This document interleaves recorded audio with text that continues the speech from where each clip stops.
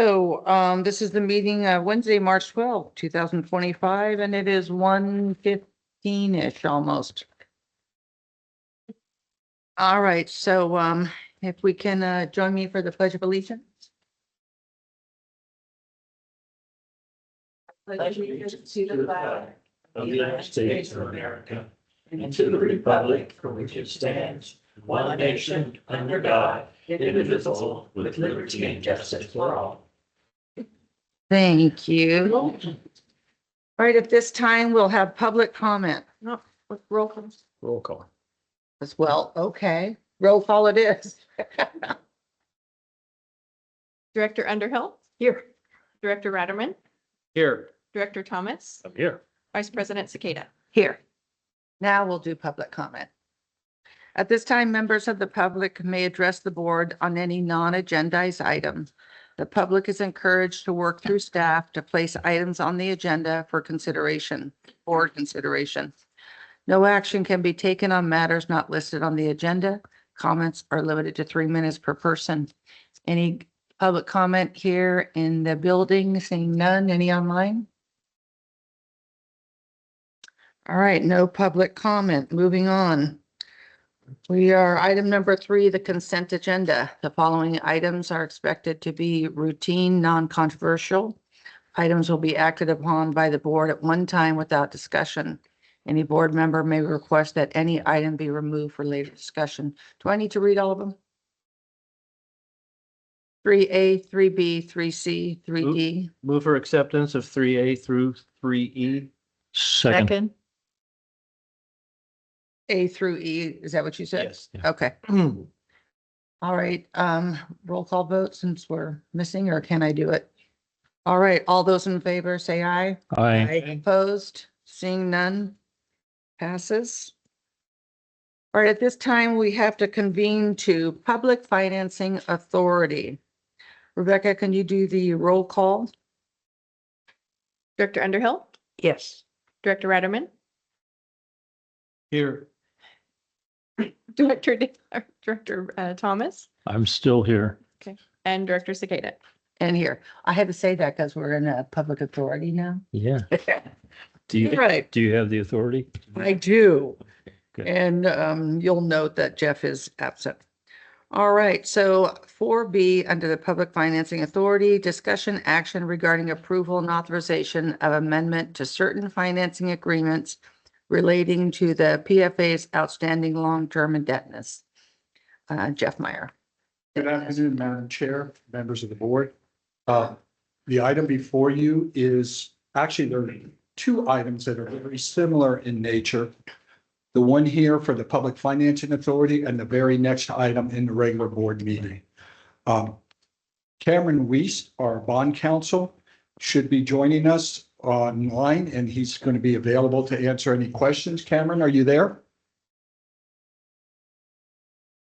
Hear me okay? Yes. Okay, great. Thank you. Okay, the item. Jeff, can you hear me okay? Yeah. Yes, we can hear Hello? you. Yes, Oh, we great. can hear Okay, you. great. Yeah. I'm here when you're ready, Jeff. Yes, to let you know. Yeah. Okay, thank you. Okay.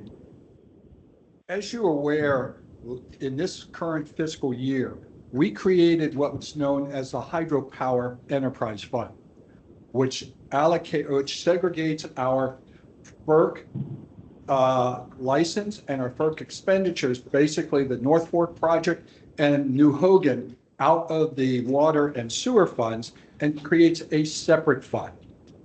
In years past, the hydro revenues and hydro expenses were all within the water and sewer funds. We separated them out, but we have to now do some, I want to say, cleanup work, administrative work, because the revenues from North Fork project and through NCPA and New Hogan through MID, plus the corresponding expenditures, were all part of the calculations in the loans that we have acquired over the last, I want to say, 7-8 years. And the revenues were pledged as part of the general revenue pledge towards meeting the debt service requirements on those loans. There are 6 loans in total. And in some of those loans are for the I'm sorry, 5 loans in total. Some of those are just the Public Financing Authority and some of those are the district. So we're going to address the concept behind this, and then each one will be approved separately, the district amendment and then also the PFA. So what we've had to do is work with the banks to change the language in the loan agreements with our lenders. And Cameron has already started this process, talked to some of the banks, gotten a general buy-in, and this is what we're going to be doing. But the banks need to know what our final changes to the loan agreements are going to be. And that's what's included in the resolutions and the exhibits behind it. Basically, what we're doing is pulling out those hydro revenues and the expenses and letting the water and sewer loans stand on their own with their revenues and expenses. We will still be meeting all our debt covenants, our requirements, our debt service coverage ratios and everything else. But what this does, it allows us to have a completely separate hydropower fund that we can move forward on, that if we ever need to at some point, we can issue debt out of that fund because it's going to have to be a standalone fund. There's quite a bit of language in these documents. We did go to the Finance Committee. The Finance Committee reviewed this and recommended that they move on for the full board.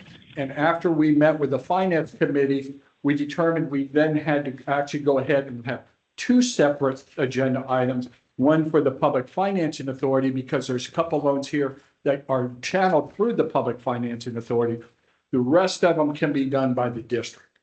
So the 2 items that we have here on the Public Financing Authority is the 2016 Water Enterprise Revenue Bonds. That's through the USDA, the Reach 3A Improvement Project.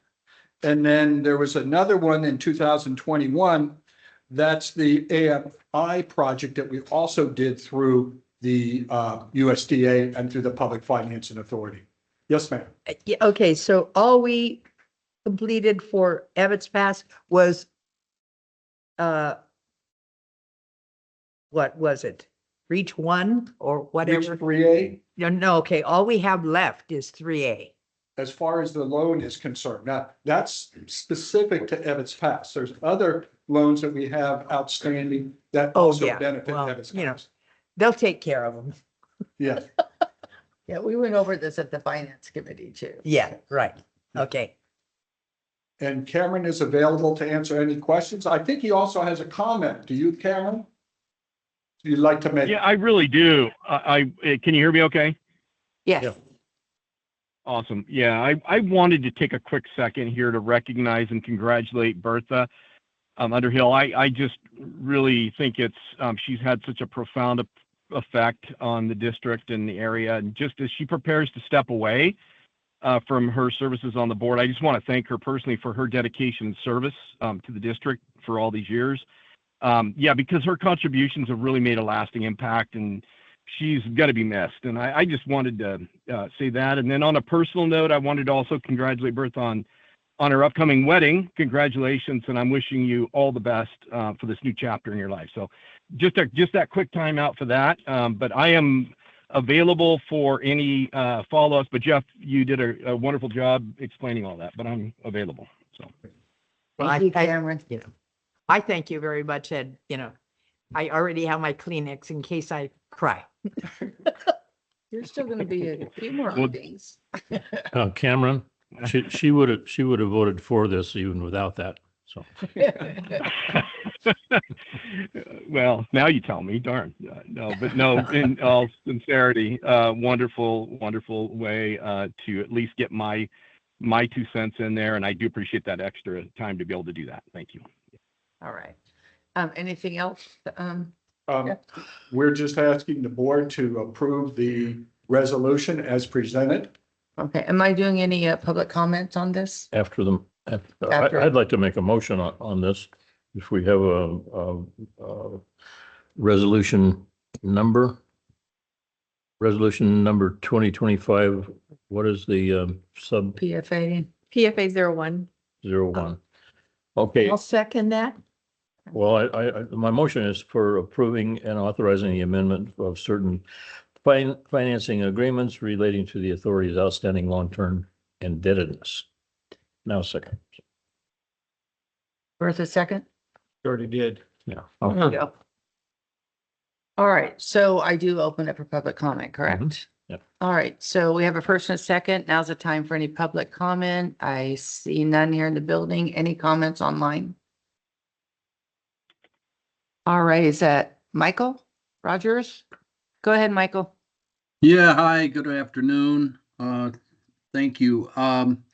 My question has to do with the hydroelectric fund that Jeff just outlined, and while I agree in principle, it makes sense to separate those expenditures and revenues.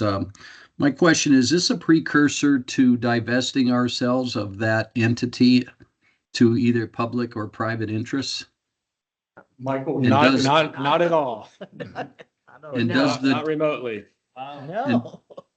That's a very great Actually, assets for CCWD. Mike, hey, it seems rather, ludicrous, but I thought I would ask the question because obviously it's very important to the district. Does the JPA give the board the authority to enter into any such discussions with public or private interests?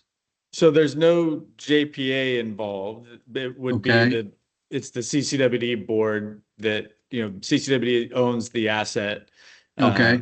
So it would be the CCWD board that has that authority to negotiate, but there's, I don't think this is a secret part of the negotiation, that is, always been a high priority of this board to maintain and protect that asset as much as possible. So there's, Great. Yeah. Thank you very much. I agree. Thank you. Is there anyone else? All right, no public comment, so we vote on this. And does it have to be all those in favor? Aye. All those opposed? Seeing none? All right, so now we adjourn the Public Financing Authority meeting. Do we need a motion to go back into regular? Oh. No. Once we've No, I adjourned? don't think we need a All right, so we reconvene to a regular board meeting as of now. You got all the time down there for your records? Okay. All right, so moving on to a new business, item number 6, discussion action regarding approval and authorization of the amendment to certain financing agreements relating to the district's outstanding long-term indebtedness. What we just discussed in the authority. So, Sounds very familiar. yeah, so do we Yes, have it any does. other questions moving forward on this? I make a motion of approval of 6A. In a second. Second. Another chance for any public comment, anyone? Seeing none? All those in favor say aye. All those opposed? Passes, Rebecca. Thank you. Moving on to item 6B, discussion action regarding acceptance of the CAL-OES FEMA grant in addition of the project to the fiscal year 24-25 CIP program HMGP DR-4484-601-76R. Got it? Yeah, and thank you. I was going to thank you for the work on those 2 agenda items regarding the amending the loans, and we'll move Perfect. forward on getting that paperwork done. And with Cameron taking the lead, and we'll report back to the board and the finance committee on his efforts. Perfect. Thank you. So you guys gonna make me read 6B again? No. My glasses off. Please don't. That was Kevin, thank you. Come painful, on up. very painful. I was struggling with those numbers and letters and, okay. Even though I have contacts on. Hi, Kevin, thank Hi. you. So we previously discussed this project. This is the West Point drought project. It's all from the Bummerville Reservoir, West Point. So this project. I got a question about that. There is reference to the, what Bummerville Reservoir used to be called. In this, have we officially changed that name? Or is this Is there ways of going back of adjusting paperwork so we're not calling it, what is it, regulating? He didn't even use Regulating. the word. The grant application was submitted in that name, so. How long ago was that? The grant was several years ago. Okay. So we still have to call it that, or the grant? We can start calling it providers? Somerville, you know, that's fine. I Okay, think good. that's what. I'm so glad you referred to that as Bummerville. Thank you. So the existing reservoir was built in 1964, and it is 50 acre feet of storage in the reservoir. So it's the CAL-OES grant that pays for 90% of the project to increase the capacity of the reservoir. So Blackwater Engineering is working on they completed the topographical survey. We've submitted the initial DSOD applications for some testing existing dam structure, and we're moving along. But this meeting agenda is to officially accept the grant, and then also to add it to the capital improvement program for this year. So the funding's in two phases, as I already discussed. The first phase of the design, it takes us to 60%, and they have 14 months to complete that and submit it to FEMA and CAL-OES. That also includes the environmental work that's ongoing with it. So this we also have to pay the DSOD fees as part of phase one for the 60% design review, and that's about 3% of the total work effort up to date for those fees. And I also want to talk about the phase two, which is the construction and enlargement of the dam. So this is part of the grant. So once the environmental and historical preservation work's done on the design phase of the project, FEMA will approve the phase two construction. So right now, the grant application for the phase two portion was $4.1 million, and that's not going to be enough to complete the work. So we'll have to request additional funds from FEMA as the project progresses and we have a better cost estimate on the project. So the request is to add this project to the mid-year, or I guess the mid-year's already passed, but add to the CIP project list, and then also formally accept the grant. I have a Go I ahead. have a question, because it says upon completion, FEMA will authorize the remaining grant funds. And so we're in lockstep with FEMA as far as the progress of this. Yeah, there's been a lot of changes at FEMA recently, so we're having some trouble communicating with them on some of our other projects because there have been personal changes. But yes. How much that's the trouble? idea is- How much the idea trouble is- are we talking about? The idea is to work with FEMA through this process to be submitted through CAL-OES, and they work with FEMA. So we're kind of sub-recipient, and CAL-OES is the recipient. So we apply through CAL-OES and they get their funds from FEMA. So yes, the idea is that we work with FEMA and CAL-OES through the process, and we will submit. We have to submit quarterly reports to have our progress on the project, and then if there's any time extensions, we'll have to request those, and then along with the increased funds for the phase two, which is about $3 million, our current estimates. Kevin, on the construction portion or any of this, we pay up front and then they reimburse us each, like when we send them for a reimbursement request? Yes, they pay quarterly, so it's not a Okay. huge expense on our part. So we just, Well, that's our normal. operating fund pays for it, and then we get reimbursed at each quarter. Perfect. Well, I'd like to make a motion, but if could we, in this resolution, this recommended action that we're talking about, can we change at this point?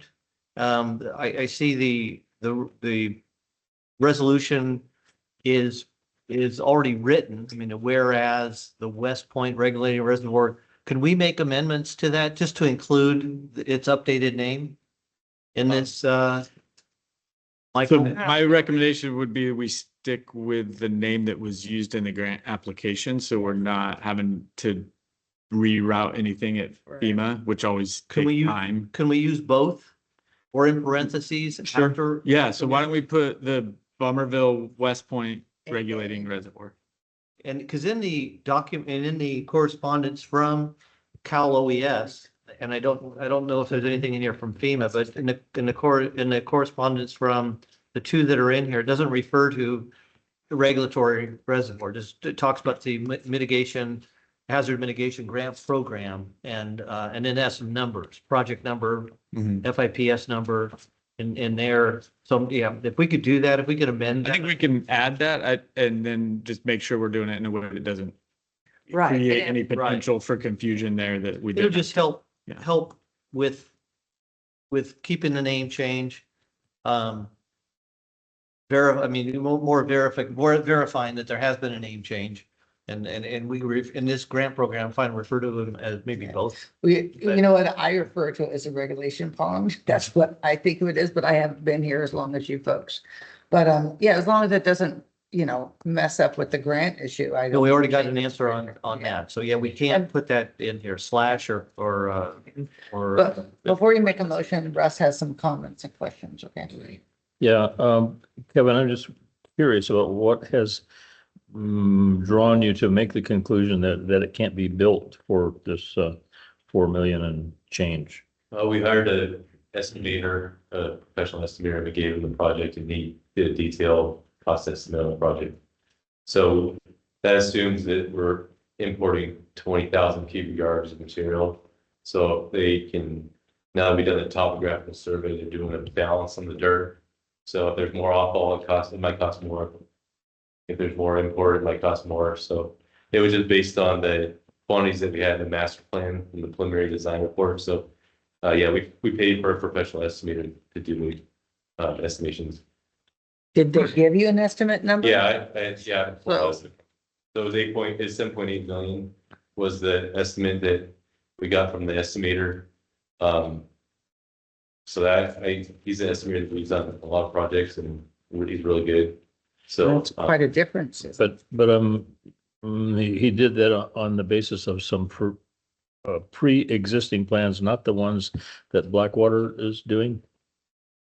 yeah, it's more conceptual, lower.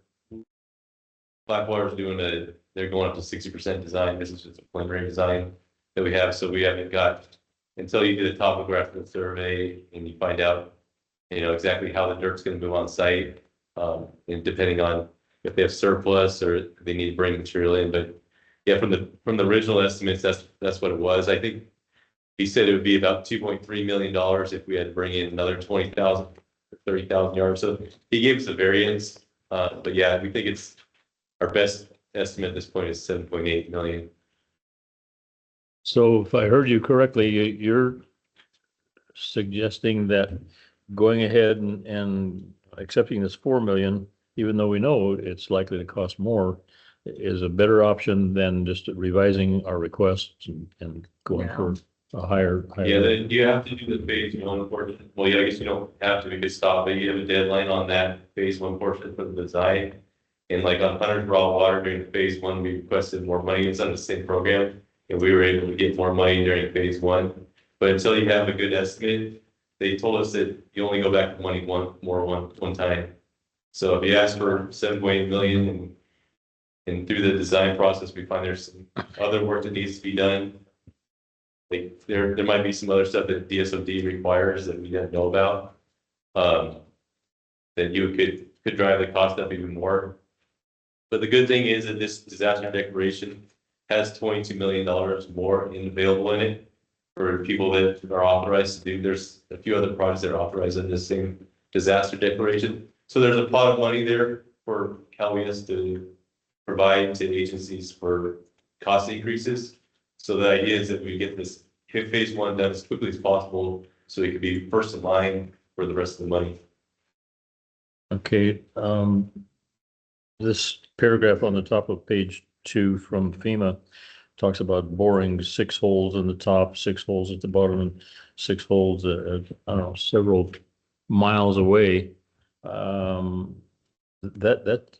you ever done that before? Is that usual and customary to? Yeah, the dam design, you bore just vertically through the dam, and we've already submitted to DSOD the application for the dam alteration permit to do that boring.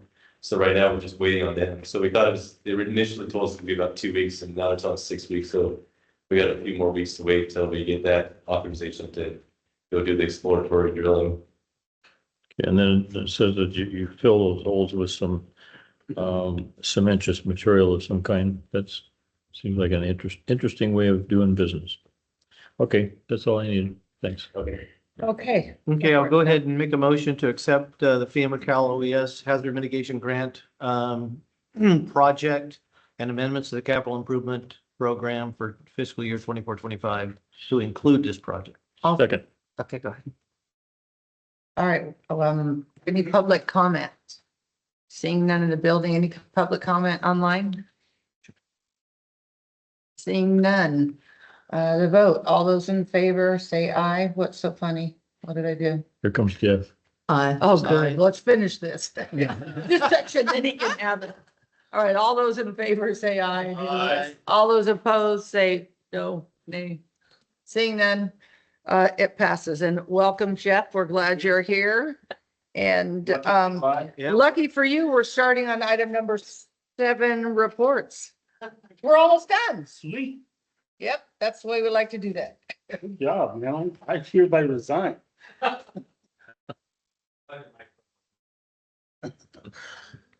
Item 7. Yeah. Reports. Effort. If you would have been here, we would only be halfway done with I this. probably so, yeah. All right, are you gonna do it, Jeff? Oh, go ahead, David. Well, we gotta say it. And so and reports, item number 7A, monthly operations report. Now it's yours. All right, thank you.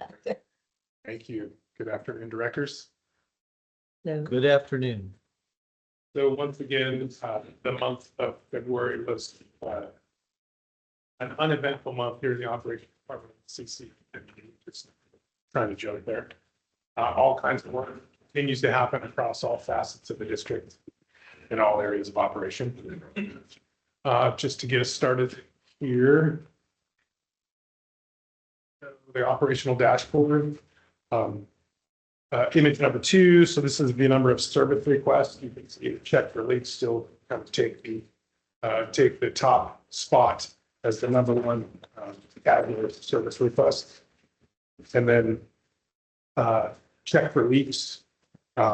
Thus far this year, this is looking over the year, has taken the case into the category with 40 check for leaks. And then another interesting component. So this is January, February service requests. So when I go ahead and I take a screenshot of the check for leak service requests at the beginning of my day, I get 11 here. By the end of the day, I have 13. So 13 check for leaks amongst the service requests. And then when we move on to work orders, again, to remind you, work orders are associated with work that our field crews issue. Customer service essentially always issues service requests. Excuse me. And the different departments generally will issue work orders. They can issue those internally, they can issue those to themselves, they can issue those to each other. So you can see the mechanical department takes the cake with 63 work orders, and then 22 for the collections crew, followed by 23 electrical crew. Everyone's continuing to just knock it out of the park when it comes to preventative maintenance work. The mechanics have 13 open work orders as of going to press with this, and the electricians have 4. So you can imagine what type of preventative maintenance work orders come out for the mechanical crew. We have a lot of generators throughout the system, so there's going to be a lot of work associated with generators, equipment, and pumps at pump stations. And so diving into this is the work orders by type. And you can see that there's 63 repair work orders, and then 8 emergency repair work orders are associated with that also. And then USAs, it's kind of hard to see at the bottom of your screen, but during this month, the Jenny Lind water system is taking the cake with the most USAs. Just out of curiosity, there's so much flagging that's going on Highway 26, like right on the roadway there. Are we initiating that? Is that LGI or? I'm not sure where that's coming from. Because it's a private company that's out there doing it, but they're literally putting flags like every 10 feet. Generally, that's been associated with PG&E work, so it could be just a continuous flag work for PG&E's system. But I'm not completely sure. I haven't heard any discussions about the US. So it's not, we're not initiating it. That's correct, yeah. I mean, it's pretty significant. It goes all the way down, it goes down past Vista del Lago on the Lock Antenna side, up into that one cul-de-sac, and then all the way down the golf course. Oh, you've been down there lately, but it's like, I mean, the guys are out there in the middle of the road.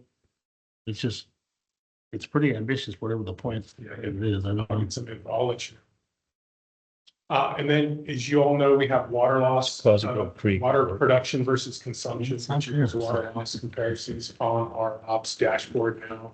One of the things I want to highlight is we're about a month to 2 months behind on receiving the data.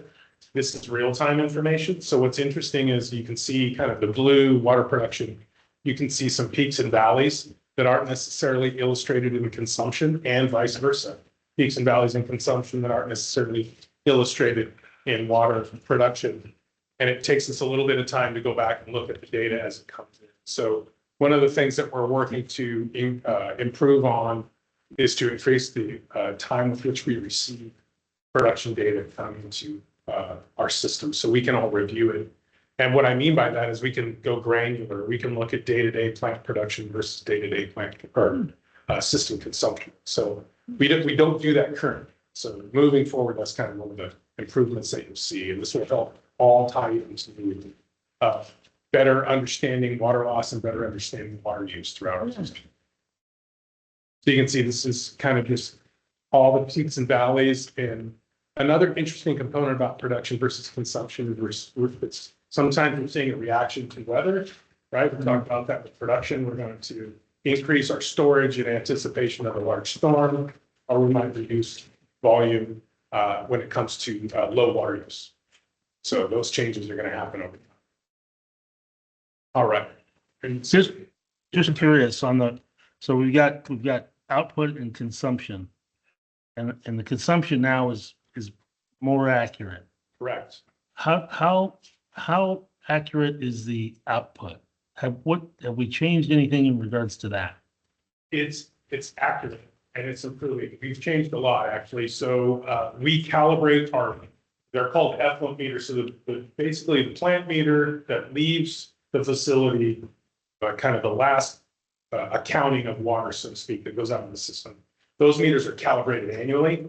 So it's critically important that they stay accurate, right? So that information is accurate.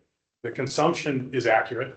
The challenge is what happens between when you send the water out of the water plant versus when it's consumed, right? And so you can have construction water, you can have people use water off a fire hydrant without accounting for it. And then we can have leaks, we can have line breaks, or we can have flushing. And so the challenge then is to capture all the flushing that our crews do, capture any of the construction water that's used, and then account for any leaking water through the system. And then we have a mechanism within our work order system where we can account for that water, and it'll roll into this tally of production versus consumption. But our basic, because I have to think that the construction water and stuff like that's, even flushing is probably pretty minimal. I mean, it's not double digits, is it? Well, in comparison to everything else, no, right? Yeah, it's not going to be one of the larger factors, and that plays into the whole recipe, if you will, consumption. Do we have the ability to monitor, let's just say Gold Creek, because it's the most modern infrastructure that we have? So that's a great question. Not system by system, or we can't necessarily compartmentalize components of the distribution system yet. That's kind of the next step and the next phase in the effort, kind of which began with AMI. The next phase would be, let's install meters throughout the distribution system in areas where we want to understand how water is used. We do have some meters into tanks, but we don't necessarily understand, or leaving a tank, but we don't necessarily understand which way the water flows, because as you guys know, it flows in all the different directions, right? And so that's kind of the next step. Okay. You're really slowing us Yeah. down with all these questions. Yeah. Highway 26 flags and big as Oh, bees. I do Speaking of, yeah, have a question. for hunters. Yeah, I've never seen, none of the other charts are that spiked as it is for, February the 8th. right. Yeah, exactly right. And so that's why I say this would definitely show up on your radar. It's something to go take a look at. And so we're receiving all this data now from the treatment facility. So I'll have better information for you next month on what happened with this right. Okay. Yeah. Damon, I have a question. I think this came up before about the almost unreadability of the text on these things. Gotcha. What program are you using for this? This is, you mean in terms of how can I make it bigger or because Well, yeah. I'm just screenshotting information Okay. from mobile MMS. Okay, but what I'm requesting is if there is a way that you can either figure out how to do it on your own or call the vendor and to see, I'm doing these screenshots and the text is very small. Yeah. We've got one board member that's complaining about it constantly. Yeah. But see if you can bump it up a little Sure. bit. Open up a font or two. Yeah, no problem. Yeah, and then I also have a question about that, similar to what Bertha was saying about hunters, but Copper Cove on or about February the 10th. It looks like that you yeah. shut production completely down. Right. Yeah. Yeah, I had it up, you had it down. Yeah. So these are the things, and actually, without just kind of, right. Yeah. So, without looking, I can tell you that there is construction that's happening at the Copper Cove Water Treatment Facility. Mm-hmm. Some of that is created or related to the intertide of Clearwell. Mhm. And so this very well actually could have been just an outage for a great duration to accommodate that work. Which is why you would expect to see the spike on the other side of that day to be higher. So that's why we need to dig a little bit deeper and understand what that is. This is almost getting into like a medical report. It's very What's really great about this is we would have never, ever had this conversation before about production versus consumption and looking at the nuances for each day. Think of it in those terms. And so we're moving forward. There's progress in basically real-time understanding of how the water is used throughout each service area, which is really impressive. Pretty cool. Mhm. So this helps us, all of this work that we show now in images helps tie back to the tightening production versus consumption of water loss. Just like this Aboof Court repair on this Bluebell. So you may hear the Bluebell service or Bluebell water mains, they're 2-inch. They're really kind of starting to take the headlines in terms of failure compared to service lines. Yesterday, for example, we had our crews replacing 13 feet of 2-inch. And they started to slowly recharge the line and the next couple feet blew up. And so it's getting to that point where we have the in-house capability to replace these 2-inch water mains. And so we have a construction crew actually on hotly in Rancho Calaveras while the distribution crew is working on a booth. And we were, as you can see, there last month also. How did you pronounce that? We say a booth. I don't know. Is if that Jeff right, may Jeff? have- I couldn't even tell it was a Yeah. street name. I thought it was, some initials going with. Yeah, right. Still get lost on Rancho. Yeah, and so, while there's 2-inch Bluebell repair going on, there's also continues to be service line repair, right? So this one, just wanted to show you that at times our service lines, the ones that the district is responsible for, cross these concrete driveways and then develop a leak. And then we have to find ways to replace the service line while minimizing the impact to private property as much as possible. And so hats off to our folks that communicate that challenge to the property owner and work through this work to get it done. When you find this service line issue, can you reroute the service line so it doesn't go under cement? Sometimes we can. Yeah, absolutely. And then this picture illustrates service line replacement and then the temporary patch pave. Incidentally, I know we never want to have to tear out concrete. It's a lot more expensive harder to replace. But if our pipes, if someone concretes over our pipes, what, that is the only way, and we got an easement there, right? It's the only way to get to it is, Right, yeah. what's the case here? So the case here is you can see that we cut through right at the edge of the concrete driveway and road there. So there's going to be a small strip of concrete there that would be replaced. And then, That's our responsibility because it wasn't an easement. well, so it's not always clear. Sometimes it is our responsibility. Sometimes it's very clear when the concrete was laid relative to when the service line was there. All these situations are unique. So we, Come on in. we put in new concrete here? Correct, yeah. Oh, Yeah, and looking at so you can see the temporary asphalt there in the image. And then you can see what we're trying to tie that temporary asphalt to, the road, yeah. which is pretty destroyed. Michael and I had a great conversation with the new Public Works director for the county. And really kind of some positive feedback about coordinating this type of work with the county as well in terms of road repair and permitting. So, looks like it's going to be a good relationship. And I'm still moving ahead on that committee. It's a subcommittee of the local government committee through Aqua on paving standards. That's great. It's Yeah. still, they're still working on it, working on potential legislation. Great. That may be introduced later this year. Great. Oh, that's great. We'll see. That'll be helpful. Here's some illustrations of some sanitary pads and new hydrant installations. So not all of the hydrants that we have sanitary pad, have an isolation valve. You can see painted in blue in the image on the left.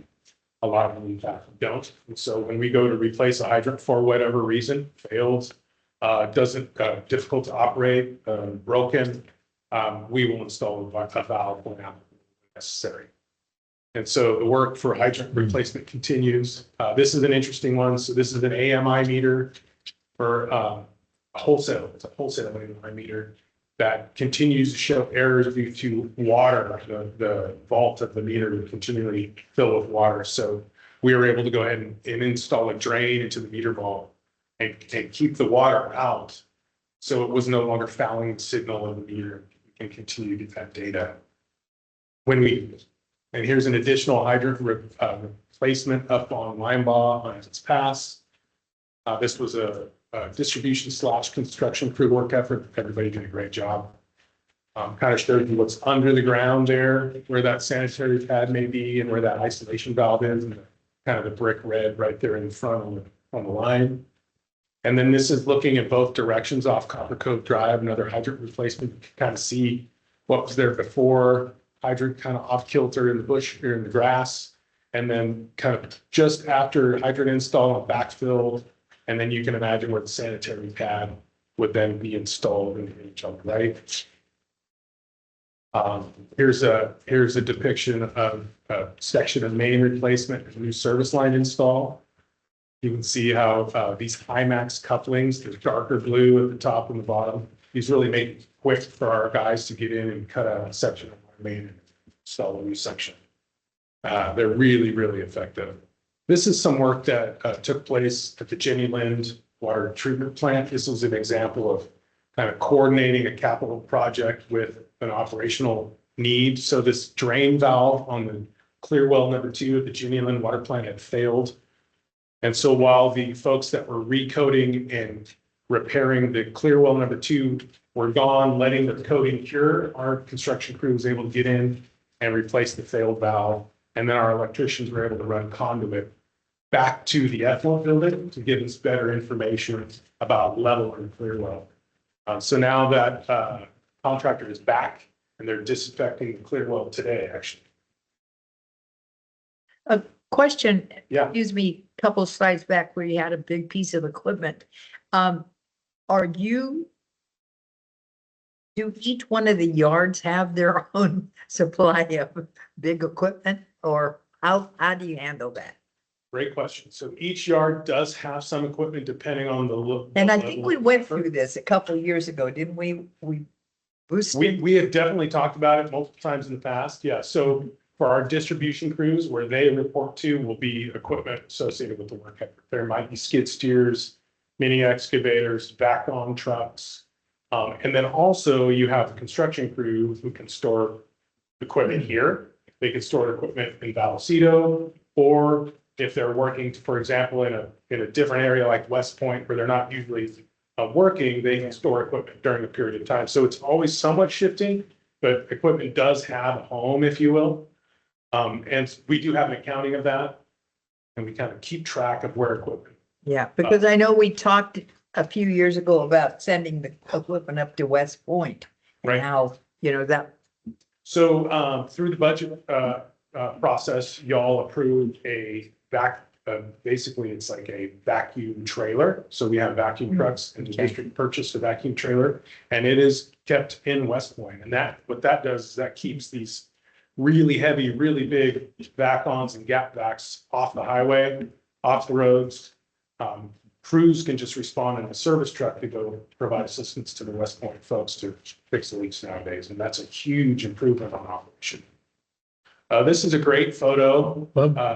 Sorry. One question about that. The VACCON, the large VACCON, has a snorkel that goes down and it throws the excavated material into some receptacle on the truck. But a trailer would have very limited capacity for hauling away, right? It does. The capacity is, a quarter of what it would be on a back. Yeah, that's true. Okay. And then the pickup tube is 4-inch, while Yeah. we're dealing normally with like an 8, I believe, 8-inch pickup tube. Yeah. On the big one, yeah. Right, so like when you have a back trailer, it's kind of just a miniature version of what the folks are normally working. But would it be possible that if you were working in like a remote area where dust wouldn't be a problem? Of course, it's all wet anyway. Could you just discharge this excavated material on the ground, pick it up with a skid steer later? I don't know about later. And I don't know if you'd be able to pick it up if it was completely wet. Generally, the practice is we take it to our yard and dump it where we can keep track of it. Not just kind of put it all over the ground. If we had equipment there, yes, absolutely. We can, our guys are creative about making sure that they can continue to work and they don't have to drive, 20 minutes away to go dump the trailer. Yeah. Don't you have a 3/4 ton pickup, yours, that you could put up there and just? Oh, yeah, I have a swimming pool apparatus that I can put it back and just capture the debris. I think Okay. that's gonna be regulated by the CARB next, so prepare that. This picture is a great one, Headworks pump replacement. So this is the Copper Cove wastewater treatment facility.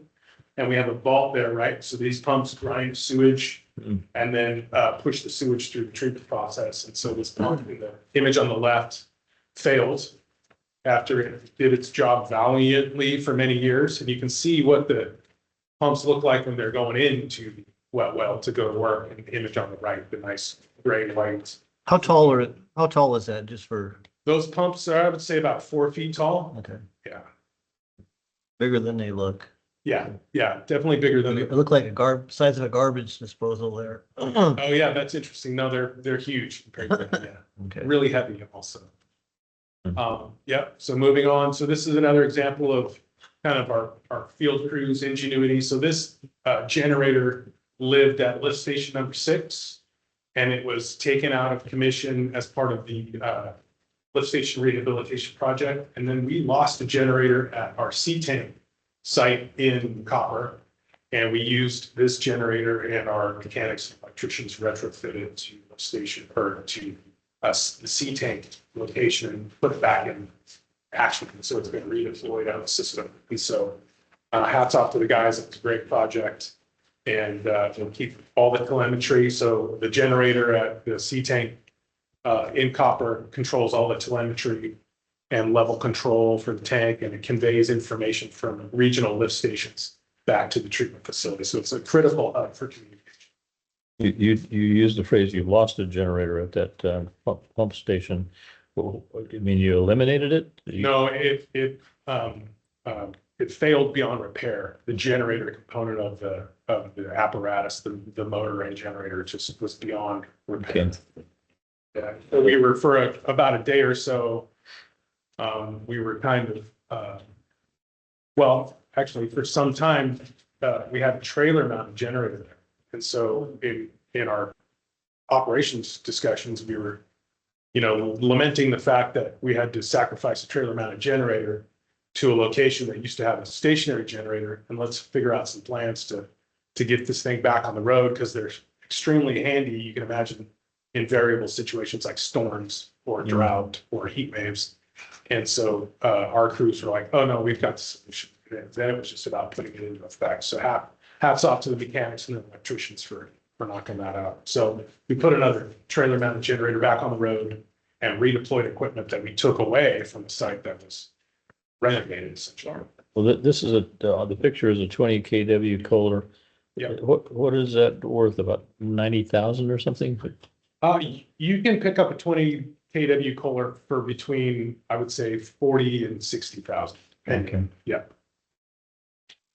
And so our electricians have been great in recent months, providing me with some images of the work that they do. So here's the image on the right is a graphical, it's a representation SCADA. So that is actually the supervisory control and data acquisition software as it would look if you went into the Sheep Ranch water treatment facility.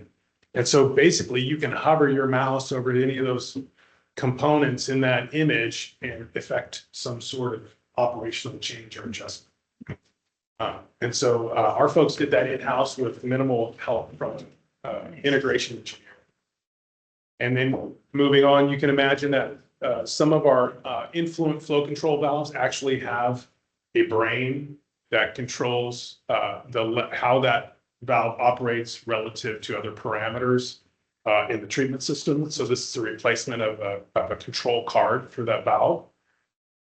And then here's an example of rescaling information in a turbidimeter. So hats off to you, Russ, to improve the resolution overall so our folks can better see what's going on the computer screen when they're trying to work. And then here's an interesting one. So we talked about this last month as well. So there's a Bray valve that was installed at the Vallecito. This is at the Hunter's water treatment plant. So similar to the one at Vallecito last month, the mechanics or the electricians to create some valve control connecting bracket for the Hunter's water treatment plant control valves. Here's some troubleshooting and repairing telemetry in a remote site. This is at the Azalea Sport Station. And then also leak detection, flow control meter in West Point. So kind of to what we talked about, Russ, is West Point does have a few system flow meters that you can grab a hold of the information and push using SCADA. And then here is the Big Trees 4 tank site and the installation of a new internet router and voice radio repeater. So radio comms, two-way radio comms. The district is really focused on reestablishing two-way radio comms throughout our systems so that when cell networks go down, what have you, we still have an opportunity to communicate in emergencies. Just some candid shots of the guys at the all hands meeting, waiting for pancakes patiently. Getting back to the two-way radio thing. Is that in replace of cell phone service? Not to replace, but basically to continue to ensure communication can happen with cell phone communication. Really, that happens a lot because we're driving all over the place. So I mean, I guess 6 to 1, half goes into the other, but one would argue that if you're on a two-way, you're spending a lot less time doing this and trying to respond to a text while you're driving on the road. And so we want to discourage. Our two ways, I mean, with our terrain, are they practical? They are, well, I mean, it's kind of that's an interesting question. Because I'm curious because a while back, I feel like the sheriff's department was having, issues with that. And I just wondered if the cell phone had time to replace that, because you don't hear about, there were some spots where they had no communication. And I assume that would be the same with us, but. To a large degree, the cell phone, folks use cell phones way more, but the cell phone networks we have found in emergencies, if the cell providers aren't good about refueling generators, they go down. And then the two-way radios actually work And so it's kind of, that's why I say that's an interesting question, because it can be, yeah, it's a robust network. Don't You know, I get me forgot wrong. about the generator thing, but it's kind of funny. I got a call, several calls now about the property I have there on Angeli and Highway 26. Yeah, yeah. I want to reestablish, T-Mobile wants to reestablish itself site there, and they have to lease a spot for me, and I didn't have no idea what it would be because there was already power there, but it's probably backup gen. Right, exactly, right, yeah. Yeah, we've seen that in a few of our locations too. So, yeah, and so we found ourselves in those positions, and then reestablishing a two-way network, if it's been out of commission for some time, can take quite a while. And so, yeah, they are complicated networks, but they're critically important when you need to talk. Is that something that maybe we share, whatever the sheriff's department is doing? Great question. Technology. We're actually working with the sheriff's department on, I always get it mixed up. Fowler. Yes, thank you. I would say Foster, thank you. Yeah. Fowler Peak above Hogan. And we're co-locating equipment with the sheriff's department. Okay. And, yeah. Yeah, so I think the radio network is better, and I think to Damon's point, we just don't want to have all of our eggs in any one basket, because we've seen those if we're 100% dependent on cell phones and we have a multiple day long PSPS event or a wildfire event or a storm event that de-energizes power. And those, even if they have a backup generator, not all of them have any backup generation, but even if they have a backup generator, if they don't refuel it every 8 hours or whatever it takes, the whole cell network goes down for that area. They're just complying with whatever the minimum is. That's what they're doing probably, you know. Right. And so when the whole network goes down, you're just dark in that area. And, so hopefully, there's probably not 100% coverage with the two areas, but at least there'd be a much better network than what would be available during an that makes emergency. sense. Yeah, right. Yeah, no, it's really interesting too, because another benefit that kind of we lose track of is when you have a base station in customer service, and when Michael has the opportunity to take a handheld home in an emergency, we can hear conversation between our crews real time. And so we can anticipate what's going to be next. And it kind of actually improves our ability to communicate in general. Sure. Yeah, so, yeah, very helpful. You know, Did you tell me, probably me. That's my ring camera. you tell me a year ago or more that we decommissioned the repeater up on Bear Mountain? Yeah. So There's no, the Fowler Peak repeater took its place. does that job? Yeah. Okay. And I think we removed all that equipment. That's right? correct, yeah. So Fowler Peak is up higher, but not too far away from that. That's right, yeah. And so, Fowler Peak, you can, when you get up near the top of that, you can see Jackson. I mean, it's, yeah, I haven't had a chance to go. I'm gonna check that out. yeah, you'd have a tremendous area of service there. Yeah, I like that. So moving on, just to kind of give a little bit, I wish I had some more dramatic pictures of the smoke testing work that happened last month. We tested 48 sections of line, and there were only 4 cleanout caps that were broken, and then one manhole lid where the lid and the top of the barrel meet had some concrete corrosion, and so that's really the one improvement that we have to kind of plan for and do, which is a great sign in considering the integrity of the collection system in Washington. So this image on the left, see a little puff of smoke coming out of the apparatus. There's this yellow ring around it that's sitting in the top of the manhole. And it basically, what it essentially has is an exhaust plate that sits on the exhaust, gets hot, and it drips oil on it. And this oil is designed to be extremely smoky. And then that fan blows that smoke through the system. And so that smoke, right, is pervasive, and it's going to find any little crack or opening theoretically that it can come out of. And so luckily for us, we're not seeing smoke coming out of the middle of the street. Believe you me, I've seen, wind and smoke coming out of the street. Your sewer line's broken.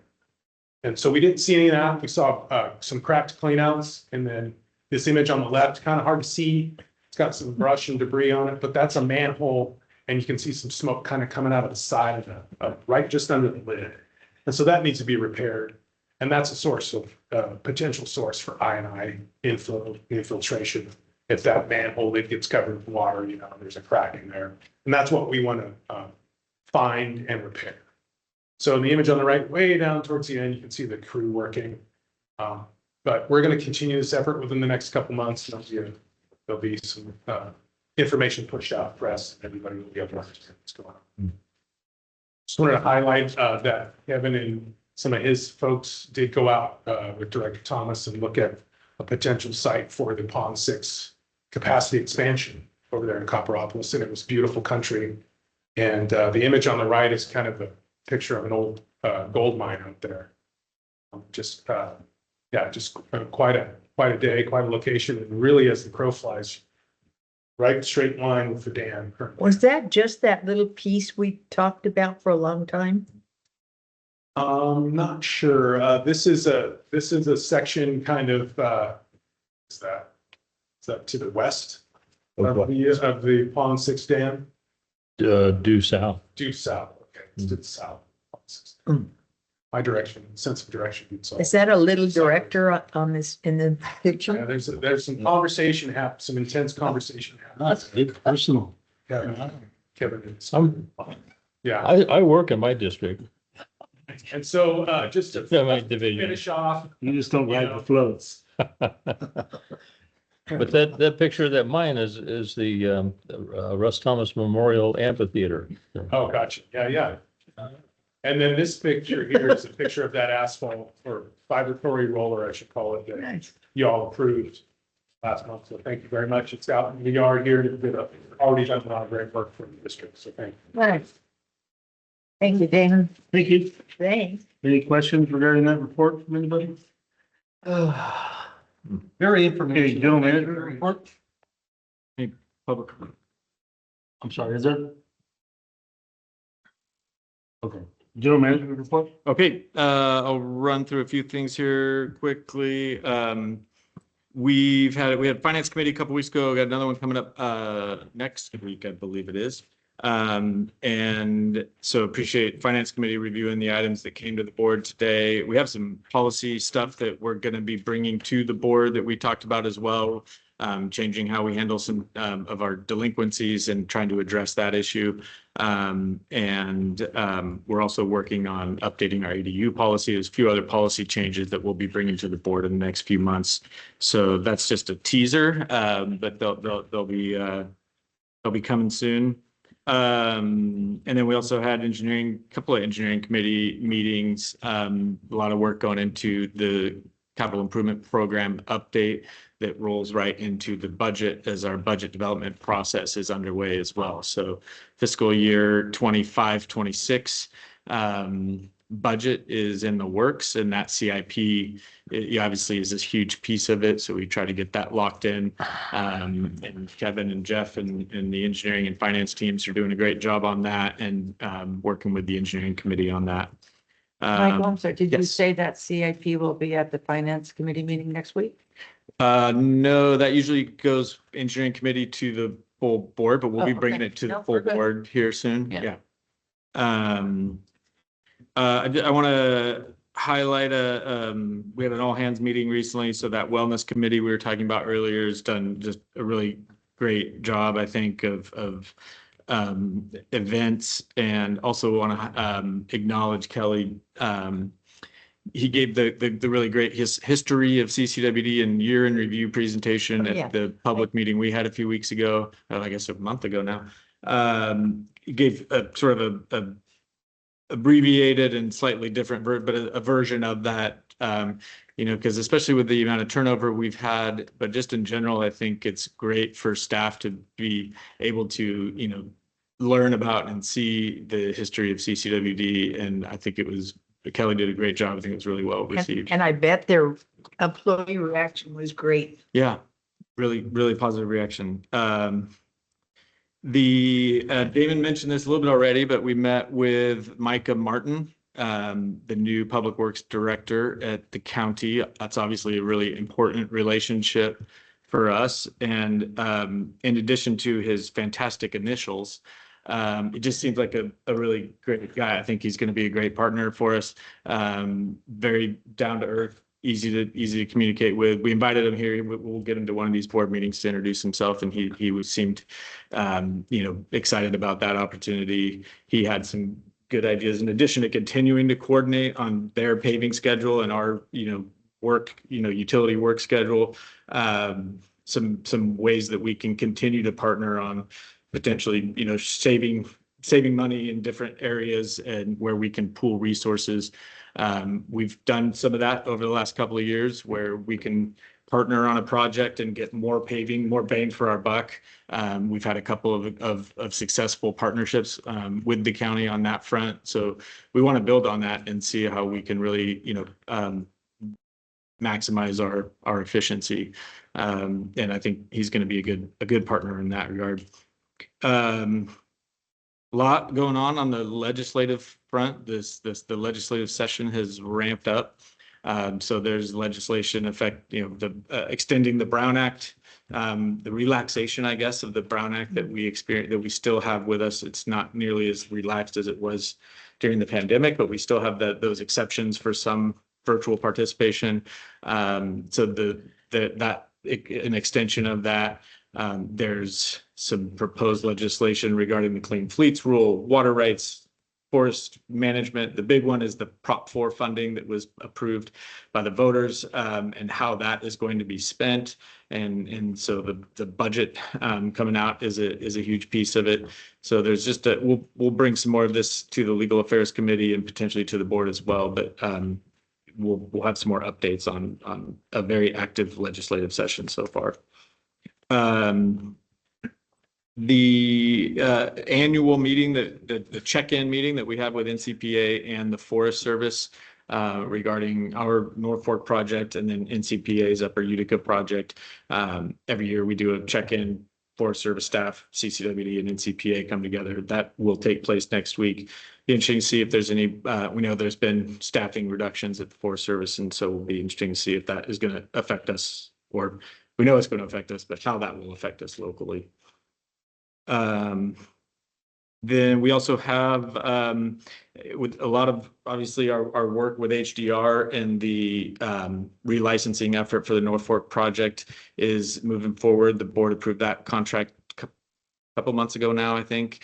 And so we're having regular check-ins with the HDR team and moving that forward. We're also starting discussions with MID related to New Hogan and relicensing New Hogan. So that license expires, I think it's about 10 months behind the North Fork project. So later that year in 2032, it should be a much more straightforward process. We're going to look at whether it makes sense for us to surrender the license and go with an exemption. And also, but we want to collaborate with MID on the future of that project. So we had a meeting already with MID's GM. They're going to come up in a few weeks, and we're going to look at the powerhouse and then have another meeting at our training center in Jenny Lind. So we'll keep you posted on how that all progresses. And then a pretty significant milestone for CCWD. Last month, we filed for the license for our water rights for power generation on the North Fork Stanislaus. We've been operating under a permit from the water board since the project's been operational, and we've collected data all of that time to see when the highest usage takes place. And so we've compiled all of that data. It's put a lot of work. It's a significant work effort to pull all that information together and put it together for the water board. And we're looking, I think the timing has lined up nicely so that we can, the water board is ready to move on the consumptive water rights extensions that we filed the request for an extension back in 2015. And these things take time. So the water board is now ready to process that. And at the same time, we can process the power rights going from permit to license. So that's going to be a pretty significant work effort over the next couple of years. It will require environmental review. It will require a lot of negotiation. And so we are ramping that work effort up, and it'll be factored into our budgets for the next couple of years and alongside the relicensing work efforts. So we'll be bringing more of that. I think, over the next few months, we'll have probably a series of updates on water resources items that we've probably gone a little bit too long between updates to the board on, whether it's the Groundwater Sustainability Agency, the water use efficiency targets, the water rights filings, the new Calaveras River pilot watershed study that we're involved in with Stockton East. So there's a series of items that we want to, probably spread out over the next several months, but we'll be bringing those to the board to provide those updates in more detail. I believe that is all I have. All right, thank you. Okay, we will move on to board reports, information, and future agenda items. Director Underhill? Okay, Oh, sorry, there's a public comment. will we do board reports and then have a Oh. break? Sure. Yeah. We're gonna go to closed session. We'll adjourn. I'm sorry, Michael, I didn't see your hand up there. Go ahead. Yeah, Michael, thanks for the update. You mentioned the collaboration with county public works on road paving and so on. What is the status of tank A and B specific to the paving? I thought I had heard that the county had agreed to repave Hart-Vixen and presumably Baldwin as well when the project is completed. I noticed that they're initiating more work on Hart-Vixen here in the last few days. Are they going to repave Hart-Vixen this year when that section is completed, or are we waiting until the project is completely finished before they do any repaving? Yeah, I think that's one of those success stories that we have, where we were able to work with the county to leverage the resources they were going to commit to that area in addition to what we were going to already, have to commit for our project. And the outcome for the community is going to be a better product, where there will be, a better road down there at the end of it than either one of us could have done independent of each other. So really looking forward to that. Timing wise, we had some delays on that project, but they are getting going again. And Kevin, if I remember correctly, there will be patch paving and trench paving done along the way, but the final repave won't be until the very end of the project, because we'll be doing service line replacements along that alignment in addition to the pipeline installation. Yeah, so they'll do the pipeline with the service lines, and then we can do the overlay. Yeah. So it'll be at the end of when the project's fully completed. The pavement, the road condition will improve over what it is right now. We will go back and do a better job of trench paving as it moves along, but the final pave won't be done until the end of the whole project. Do you anticipate that will be this year that the project will complete? I know that's kind of open-ended and it's difficult to predict, but is there any expectation that the A and B tank A, B project might be completed this year? No, we do have a project completion date, but it will be this year. But it'll be after the next summer. They got to go back and do all service lines too, so before it's completely done. Okay. Yeah, it's a full 2-season project. Understood. Thank you. And the last question, you referenced the North Fork project. I know Cindy had mentioned this before, but we're still interested in getting a tour or public, access or tour of the North Fork project. And I know that everyone's busy, and maybe the weather is a factor and stuff like that. Is that something still a possibility of us getting a tour of that facility and that operation? Yeah, you have snowshoes at the ready. So no, that's a good question. because most of those facilities are generally not open to the public except for Spicer.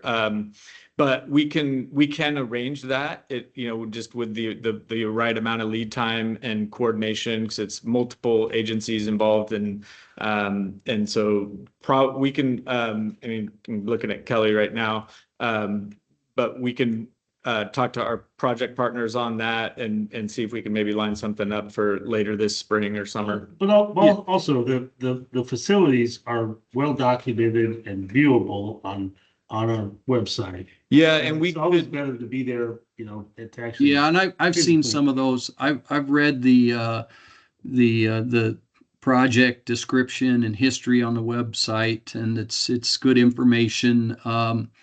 But through my experience, seeing the lay of the land is sometimes gives you a better idea of what the challenges and opportunities are. So, hey, it's not the end of the world, but if we were given that opportunity to do that sometime this summer with a limited number of people, or when convenient for the district, we would certainly be open to that if possible.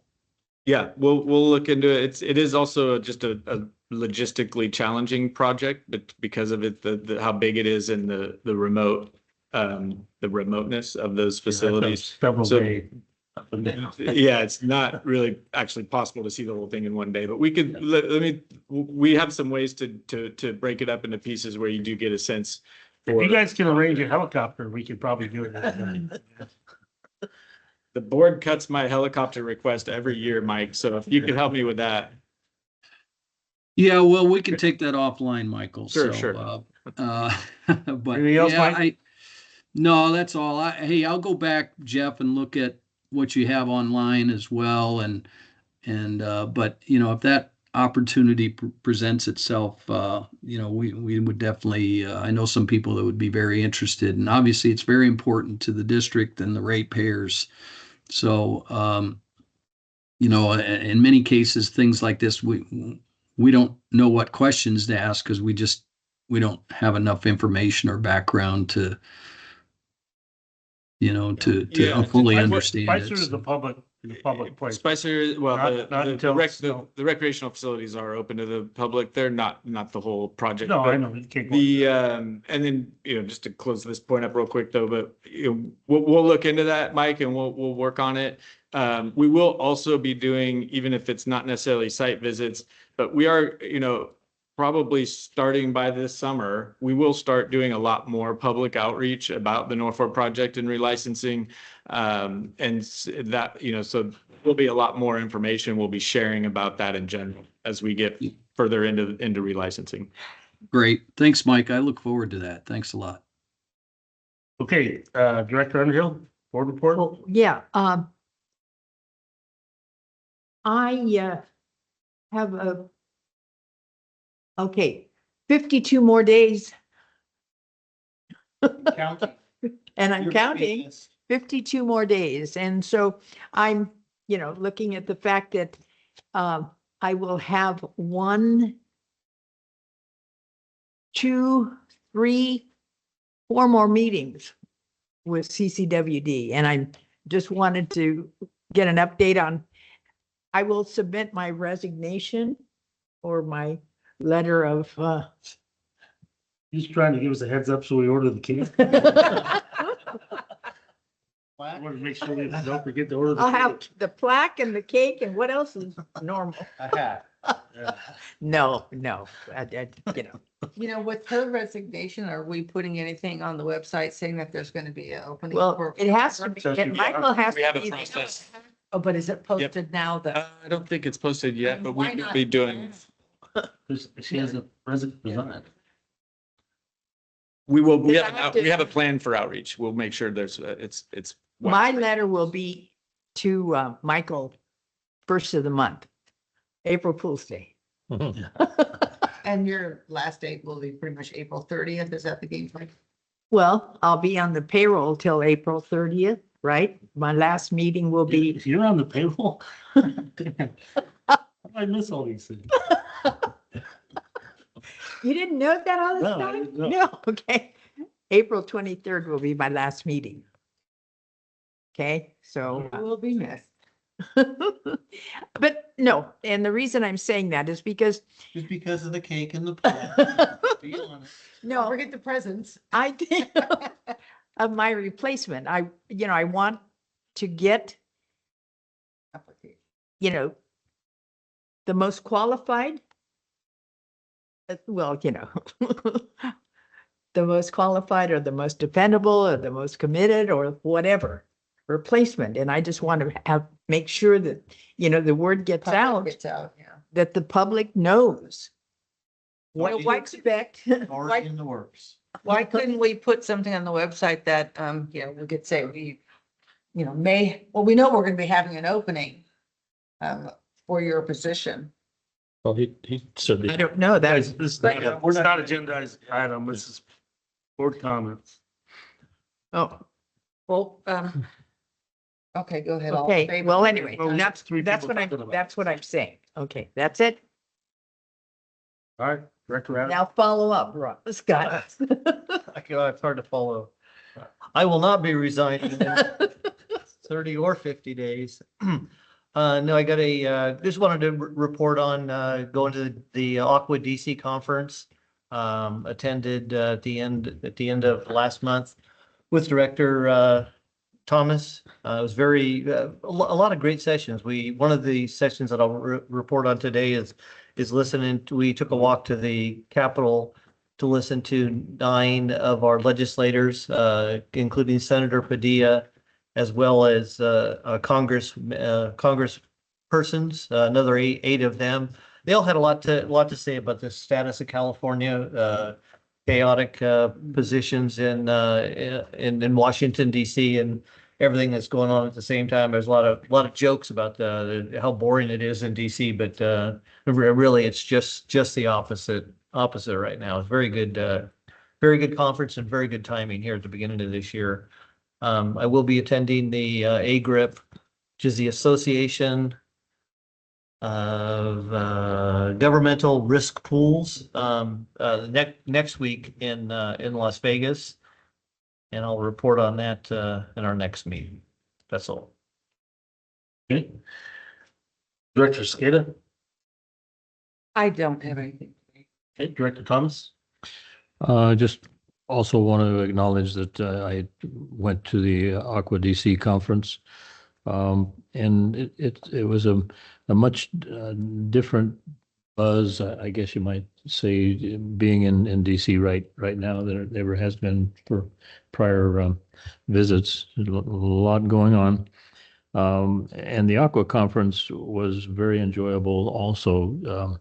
When you go to a typical Aqua conference in California, there's often 1,000 or more people there, and this was a lot fewer people. There were 150 or so. I think so. But it gave an opportunity to interact in a more, I don't know, personal and quiet atmosphere and talking with people. And that was really the most beneficial part of it. It had some very memorable discussions with Andy Feco. Yeah, FECO, about how their district operates. And I think that we could probably take some suggestions from them that I'll be sharing with Michael. They're PCWA, Which is Placer County Water Agency. Yeah, a lot of similarities there, and we really appreciate how generous they are with their times. We do learn a lot from them. He came here 3 or 4 years ago and talked about their relicensing efforts. And anyway, he's a very gregarious guy.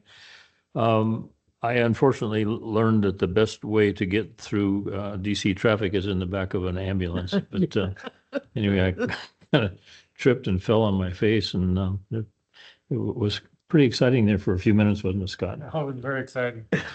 Capitol Police were all over it. Yeah, They, yeah, jumped all over All right, it. now we're on the list. yeah. But We're gonna lose our perfect workers' comp, Oh, yeah. status as But- well. But before I get roasted here, I have been involved here for a long time, but I didn't realize that Aqua was formed in 1910. Now that was in this brochure. And so they changed the name from the Irrigation Districts Association in 1973 to take on the term Aqua. And they have 470 public agencies, which have the responsibility for providing water for 90% of water delivered in within California communities, farms, and businesses. Powerful organization, and You guys are the same age. but from 1910 or Yeah, I didn't know that was coming. no, What a but coincidence. that's a coincidence. I was 3 years old when CCWD was formed, but anyway, but you were much older. I feel like it. Okay, so you had a question for me? Well, anyhow, it's cool that Scott is so involved with Aqua Yeah. and everything. So, anyhow, you said, only 150 people were there for this conference. This must be a very different format. There's no vendors. It's just pretty much you 150, what, you just meet and then you go with all these Well, different legislators? No, they have a Legislation that's They focused. they have a full lineup of panelists and presenters, and we learned from a representative from the FBI about cybersecurity, and It was sold out, however many people Yeah. were there, 150, 180, 200 maybe. It It's was just so small. sold out. The Yeah, other there ones, is that's no, why I'm there is no surprised. vendors. It's, Right. everybody's in the same room. There's no breakout sessions either. So you're in the same room. You do move to different Yeah. rooms for lunch. And it's all legislative focus. It's all, yeah, it's all the current legislation and current goings on and the federal, almost, it's all federal, the federal level. And Aqua DC, the Aqua DC team, Caleb, Ian, and there is a new, they just hired someone within the earlier this year. There's a third person in the office. There's always been a third person in the office, but all of them are brand new. So that's kind of exciting as well. This was, I think Caleb's first conference and Ian's second conference. And the new person just got hired 2 or 3 months ago. her name is Libby Speckart. That's right. It was Abby that left, Libby that came in. That was. Oh, Abby and Libby. Oh, yeah. That was mistake was Do you made. have anything else to report? No, just looking forward to the Aqua Conference in Monterey coming up in May. Okay, I have nothing to report.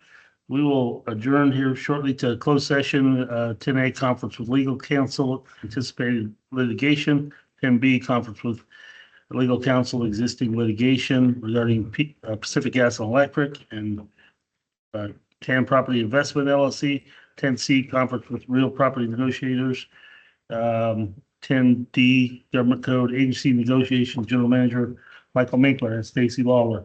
Any public comment on closed session items? Okay, seeing none, we'll take a recess and we will reconvene in the closed session. Michael, are we going to be here or in the conference?